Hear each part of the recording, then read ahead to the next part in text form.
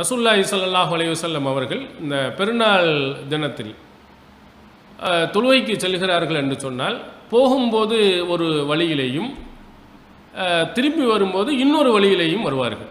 போன எந்த வழியோ அதே வழியில் வரமாட்டாங்க, வேறு வழியை ரசூல் ஸல்லல்லாஹு அலைஹி வஸல்லம் அவர்கள் தேர்ந்தெடுப்பாங்க. சஹீஹுல் புகாரியில் இடம்பெறுகிறது, கானன் நபி ஸல்லல்லாஹு அலைஹி வஸல்லம் இதா கான யௌமு ஈதின் ஹாலஃபத் தரீக்.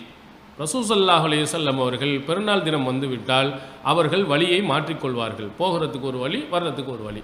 அதனால் நம்ம பெருநாள் தினத்துக்குன்னு ஒரு வழியில் நம்ம சென்றோமையானால் இன்னொரு வழி இருக்குமானால் அந்த வழியை நம்ம என்ன செய்யணும், தேர்வு செய்யணும். இது நபி ஸல்லல்லாஹு அலைஹி வஸல்லம் அவர்கள் தங்களுடைய வாழ்நாளில் பெருநாள் தொழுகைக்கு செல்கின்ற பொழுது இதை கடைபிடித்திருக்கிறாங்க. அதனால் போகும்போது ஒரு வழியாகவும் வரும்போது இன்னொரு வழியாகவும் என்ன செய்யுங்க, நீங்கள் தேர்வு செய்து கொள்ளுங்கள். நபி ஸல்லல்லாஹு அலைஹி வஸல்லம் அவர்கள் பெருநாள் தொழுகைக்கு போகும்போது அதில் குறிப்பாக நோன்பு பெருநாளாக இருக்குமானால் சில பேரித்தம்பழங்களை சாப்பிட்டு விட்டு செல்வாங்க.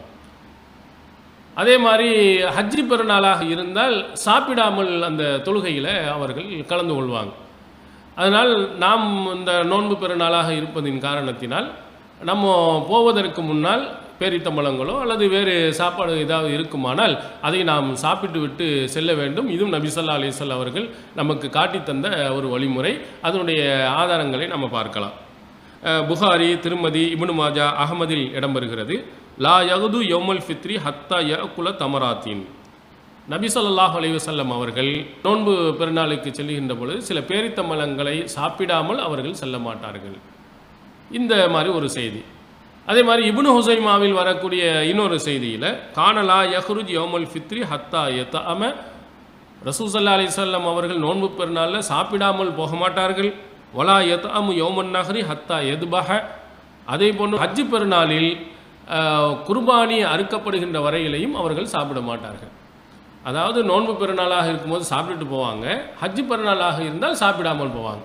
அதனால் நாம் இந்த நோன்பு பெருநாளாக இருப்பதின் காரணத்தினால் பேரித்தம்பழம் இருந்தால் ஒன்று ரெண்டாக நம்ம சாப்பிட்டுட்டு போகலாம், அல்லது வேறு உணவுகள் இருந்தாலும் சாப்பிட்டு போகணும். அல்லாஹ்வின் தூதர் அவர்கள் பெருநாள் தினத்தன்று இந்த இரண்டு பெருநாள்லையும் இந்த இரண்டு விதமான வித்தியாசமாக நடந்த செய்தியை நாம் பார்க்க முடிகிறது.